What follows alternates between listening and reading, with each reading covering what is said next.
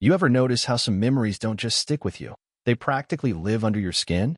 Like the feel of wet sand after the tide's gone out, or the scent of barbecue smoke at dusk in July. That's what Carol was for me. Even now, so many years later, her laugh can play in my head clear as day. My name's Tom, 37, living in Seattle, working remote in IT, basically the guy in the background at coffee shops with headphones, drinking too much cold brew. But back then, I was just a kid, trying to grow out my hair like Kurt Cobain and pretending my cheap guitar made me interesting. It all started the summer I turned 17. I was restless. Every teenager thinks he's unique, but I really believed it. I just finished my junior year, had a beat-up Civic my uncle sold me, and was convinced life was waiting for me somewhere just out of reach. And then, at a bonfire party on Alki Beach, I saw her. Carol, 15, messy ponytail, ripped jean shorts, some oversized hoodie with a faded band logo. She was holding court around the fire, telling a story about nearly getting busted sneaking into a pool at midnight. She talked with her hands, big gestures, like the world needed to see every punchline. And that laugh. Loud, sudden, the kind that makes everyone else start grinning, even if they miss the joke. I'd never seen anyone like her. And I'd never felt like this, like gravity was pulling me across the sand whether I liked it or not. My buddy nudged me. Dude, you're staring. Yeah, I was. I'll own that. Somehow, after 3 false starts and 1 humiliating dropped soda can, I managed to talk to her. She looked me right in the eye, not shy, not playing games, and said, "So, you play guitar? Or do you just carry it around for decoration?" I felt my face go red. I play. Kinda. Play something. So I did. Fumbled my way through Blackbird, by the firelight, half my fingers sticking to the strings. I could barely hear myself over the waves, but she watched every note, elbows on her knees, chin in her hands. She didn't laugh at me. Not once. After that, we were inseparable. It wasn't just about making out behind the driftwood or holding hands walking back from the pier. It was sitting on the playground swings at 2 a.m. talking about everything, favorite songs, the worst teachers at her school, why she hated licorice. She hated silence, so she filled it with stories and questions. And I couldn't wait to see her every day. I'd drive across the city just to bring her a Slurpee from the gas station, or walk half a mile in the rain just to leave a dumb note in her mailbox. She called me every night, sometimes just to hear me breathe when we ran out of things to say. Sometimes, I'd catch myself daydreaming at my summer job, picturing what she was doing, whether she was laughing at someone else's jokes. The ache to see her was so strong, it felt like having a second heartbeat. My parents said I was gone. They were right. I was head over heels and totally okay with it. She was fearless. Climbed the rocks at Golden Gardens when everyone else said it was too slippery. Would ride her bike in a thunderstorm and come back soaked, hair sticking to her cheeks, eyes shining like she owned the rain. One time, she dragged me into the water after midnight. "Come on, Tom. What's the worst that could happen?" My shoes got ruined, but I still remember the feeling of her freezing hand grabbing mine, and how she never let go until we made it back to shore, shivering and laughing so hard we could barely stand. Every moment was new. Everything tasted brighter. That summer felt endless. I didn't care about anything else, not college, not my dumb job, not even my old friends who teased me for catching feelings. With Carol, I felt seen. Like the whole world was just the two of us. And nothing, absolutely nothing, could shake that feeling. Not yet. People talk about first love like it's supposed to fade out quietly, but ours didn't. At least not at first. That whole summer, it felt like nothing else mattered.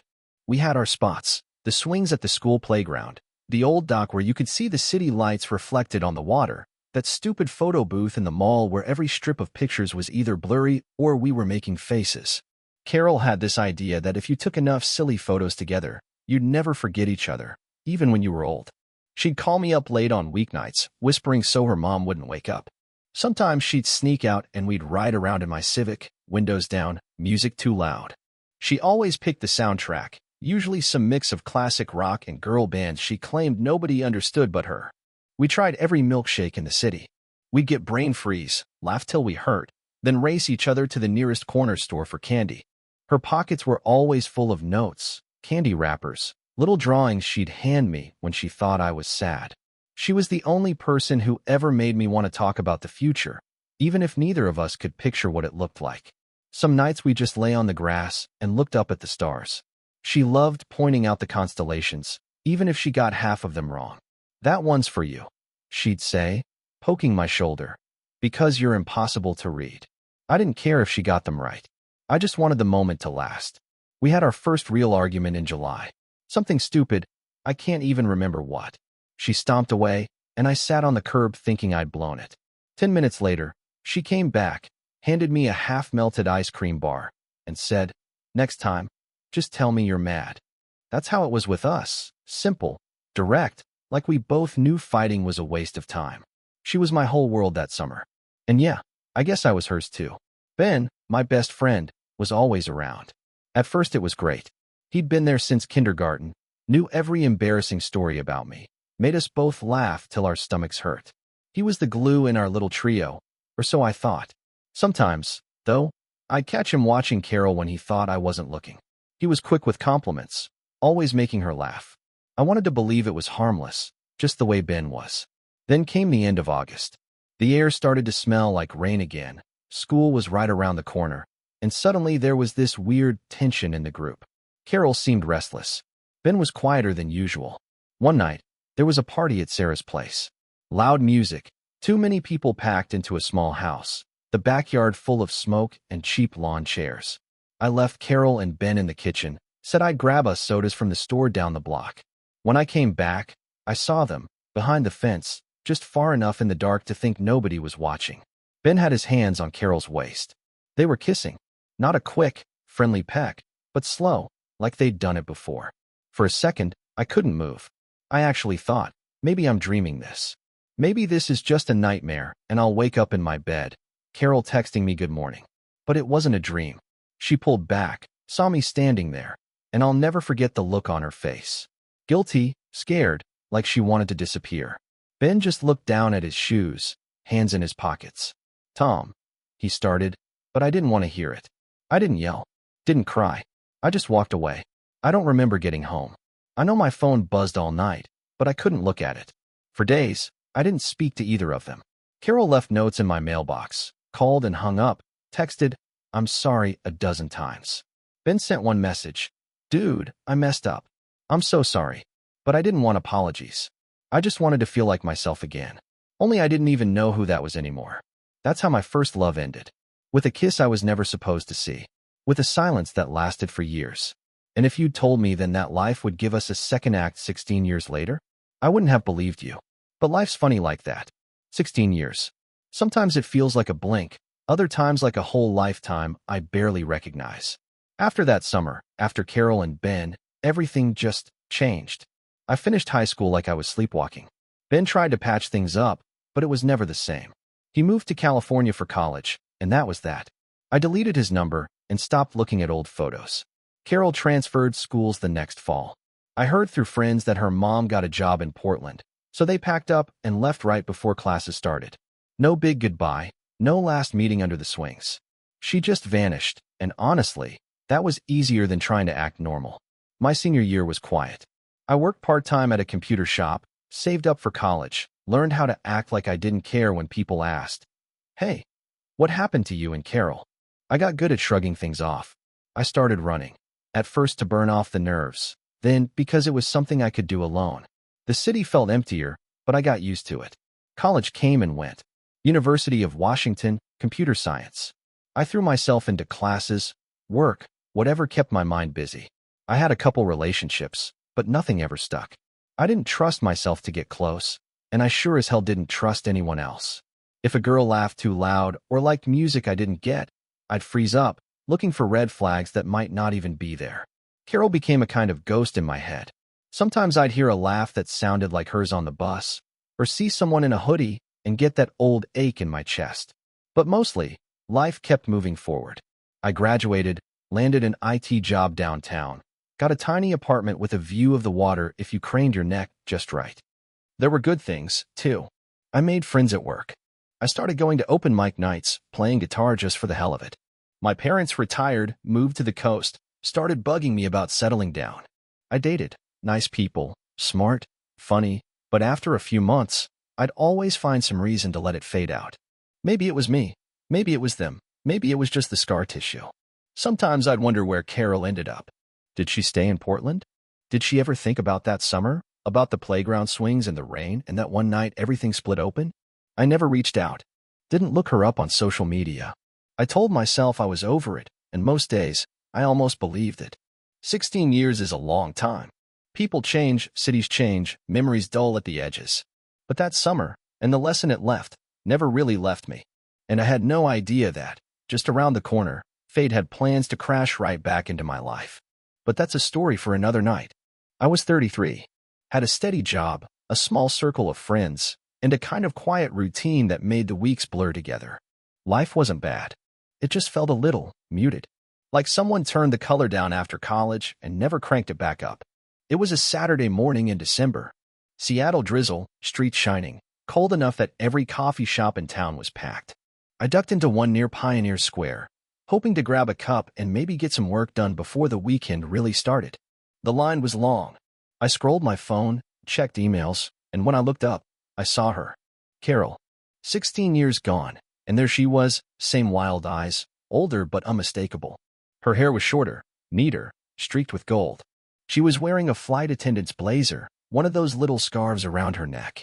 She still stood like she owned her space, back straight, gaze sharp. It took her all of 3 seconds to spot me. She blinked, froze for a heartbeat, then broke into a slow grin. Tom? Tom Hawley. I just stared, probably like an idiot. For a split second, I was 17 again, right back on that beach. Carol. No way. Is that really you?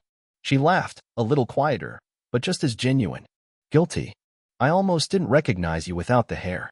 I felt myself smiling. Actually smiling. Yeah, I finally gave up on the grunge look. We stood there in the line, awkward for half a second, and then just started talking, picking up pieces like they'd never scattered. She told me she'd been living all over Portland, then Denver, now back in Seattle for work with an airline. Never married. Traveled everywhere. Saw the inside of more airports than apartments. I told her about IT, about my routine, my open mics, my stubborn little apartment. We grabbed our coffees and found a table in the corner. We talked for over an hour about jobs, families, mutual friends neither of us had seen in years. We didn't even mention high school until the bottom of our cups was showing. Wild how time moves, she said, stirring what was left of her latte. You ever think about those old summers? I shrugged, tried to play it cool. Sometimes. Feels like someone else's life. But the truth was, sitting there, it all came back. The beach, the swings, the midnight rain. Her laugh. When we finally got up to leave, she paused at the door. I'm here for a while.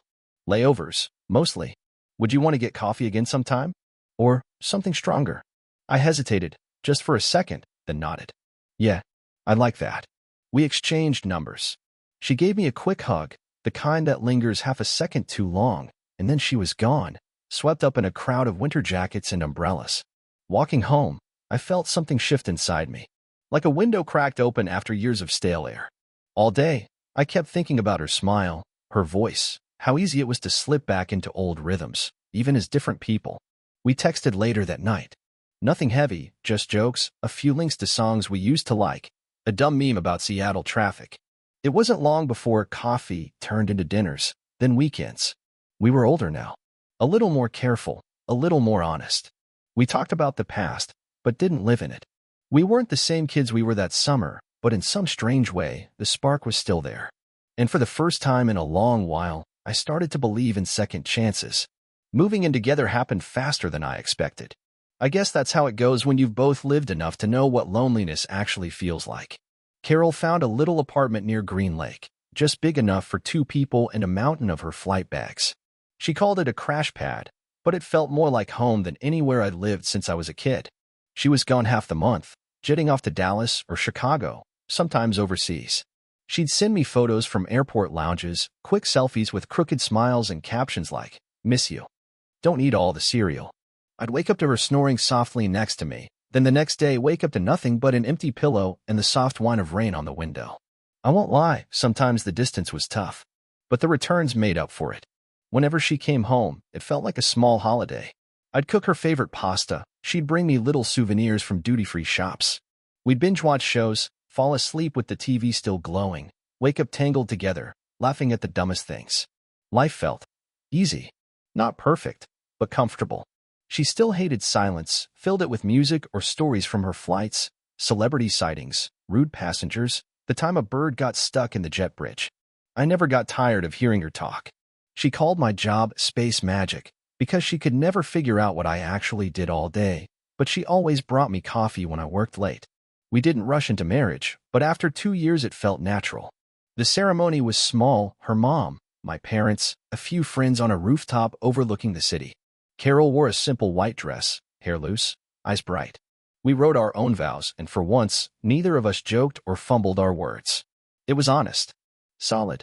Those first months as husband and wife, everything felt like it finally lined up. I stopped second-guessing myself. I started trusting life again. There were little rituals: Sunday morning pancakes, walking around the lake, sending goofy texts when she was away. I even got used to the suitcase living at the foot of the bed.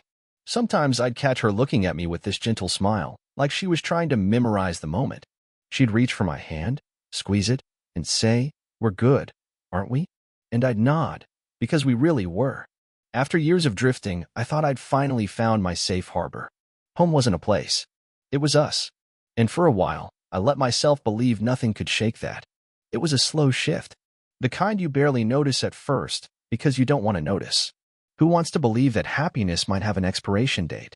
Carol's work always brought some unpredictability, but after the wedding, things changed in ways I couldn't quite explain. It started with her phone. She'd always left it charging on the kitchen counter, sometimes scrolling through photos or flight schedules together. But now, it was always face down. Sometimes on silent, sometimes stashed deep in her purse. One night, I heard her phone buzz after midnight. She was in the shower. I glanced over, just habit, not suspicion, but the screen only flashed new message. She came out, saw me near her phone, and snatched it up with a half smile. Just flight stuff. Early crew assignment. She typed something, quick and nervous, and put it back down. I told myself it was nothing. Crew schedules could change on a dime, right? It made sense. But then there were the gifts. Little things: expensive lotion, new headphones, a gold necklace I'd never seen her wear before. She'd brush it off if I asked. Duty-free. Perks of the job. Got a deal. I wanted to believe her. Her layovers got longer, or maybe she just said they did. She'd text late at night. Just landed. Sorry, Wi-Fi's terrible. Calls were shorter. Sometimes, her stories from the road started sounding half-finished, like she was skipping details. At home, she was distracted. She'd scroll her phone at the table, then smile at nothing. If I asked how her day was, I'd get, "Fine. Just tired." It's a lot lately. She stopped making pancakes on Sundays. Stopped reaching for my hand as much. The TV was on more, the music was off more, the apartment felt quieter even when she was home. I tried to tell myself it was just stress. The airline industry had been nuts. Maybe she was just worn down from all the travel, the jet lag, the endless hustle of always being somewhere else. I started working later, trying to give her space, hoping it was just a phase. And if I'm honest, I started doubting myself too. Maybe I wasn't supportive enough. Maybe she needed more excitement than I could give. Maybe I'd gotten too comfortable, too boring, too ordinary. I made excuses for her. I blamed the job, blamed myself, blamed the weather, anything but the one explanation that kept flashing in the back of my mind. Because if I named it, I might have to face it. And I wasn't ready for that. Not yet. It got harder to pretend I didn't notice. The signs weren't flashing neon, but they were everywhere if you knew where to look. A new comment on one of Carol's Instagram posts from someone I'd never heard of, heart emojis, inside jokes. Sometimes she'd laugh at her phone, then catch me watching and just lock the screen. One Friday, she texted that her layover in San Francisco had been extended, something about a crew mix-up. Just one night. I'll be home late tomorrow. But then her location tag on a photo showed up from Oakland. Must have been a glitch, she shrugged. These apps are always buggy. I nodded, but that old ache in my gut was back. There were more late-night messages she wouldn't explain. Just a coworker, Tom. He's new, keeps asking dumb questions. A coworker. Always the job. Always some reason I was supposed to understand. Some nights she didn't call at all. I'd wake up to a one-line text at 3 in the morning. Sorry, crashed early. Love you. No details, no warmth. Just enough to keep me holding on. One Saturday, her quick catch-up with a friend from the airline turned into her stumbling in at 2 a.m., smelling like hotel soap and unfamiliar cologne. Sorry, lost track of time. We got to talking. She tried to kiss me, but I could tell her mind was somewhere else. It got to where every message, Every unexplained delay, every laugh I wasn't part of felt like a warning. I scrolled her social feeds, searching for answers I was scared to find. Once, by accident, I saw a text pop up from Jules. The kind of message that was just a little too personal. "You make layovers worth it." I asked, "Who's Jules?" She barely looked at me. "Coworker. Just jokes. Don't be weird, Tom." I tried to talk, really talk. "Are we okay?"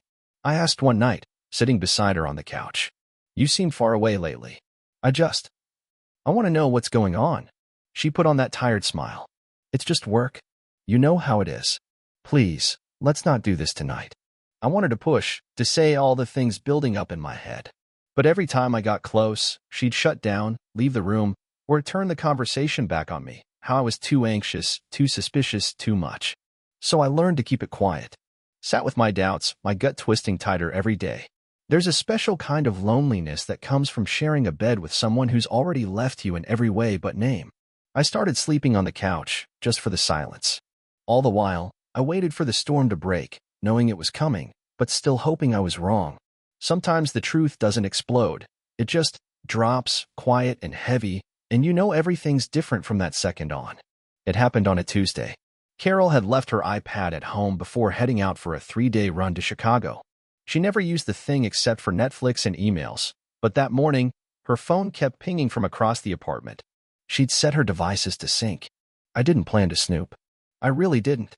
But the screen kept lighting up with notifications, and I was tired of guessing, tired of the ache in my stomach, tired of pretending. I told myself I just needed to know, one way or the other.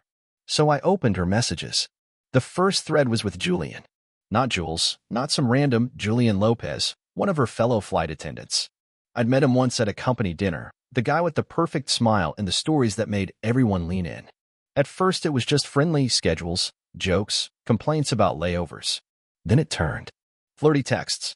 Photos from hotel rooms, selfies in uniforms, then out of them. The kind of private jokes you can only make with someone you know too well.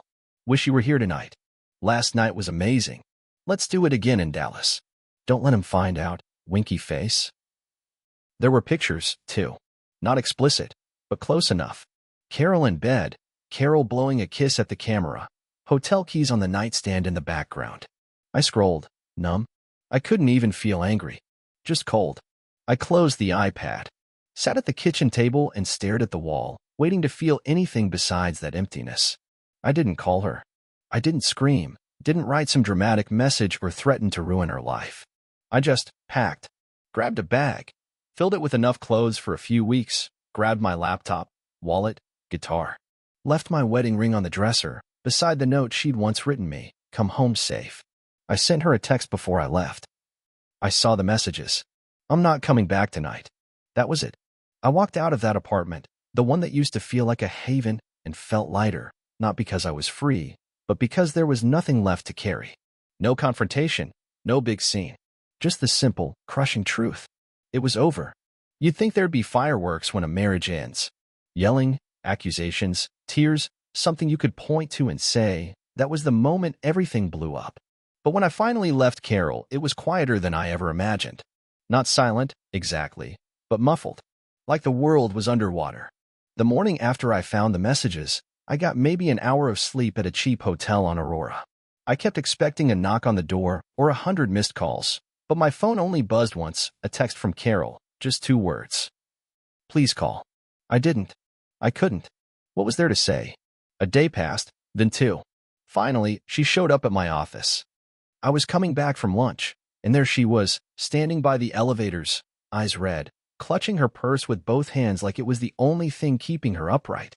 "Tom," she said, voice small. "Can we talk?" I could have walked away. Part of me wanted to. But I followed her outside, mostly so my coworkers wouldn't watch us fall apart.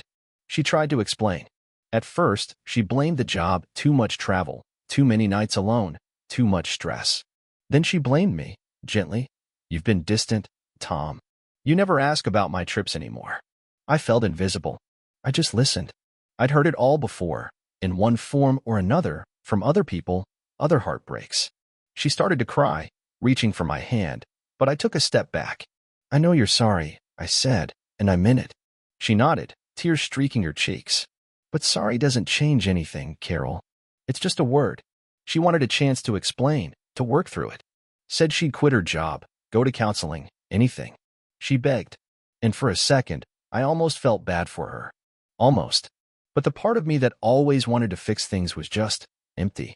We stood on the street for a long time, her crying, me just breathing, looking at the traffic and thinking about how much of my life I'd spent trying to hold things together that were always bound to fall apart. I told her I'd call her lawyer. She nodded, looking defeated, wiping her face with her sleeve. The divorce itself was almost boring. No screaming, no fights over dishes or money. We each got what we brought in. She kept the apartment. I found a small place on the other side of the city. It was close to the water, and if I opened the windows, I could almost hear the ferries at night.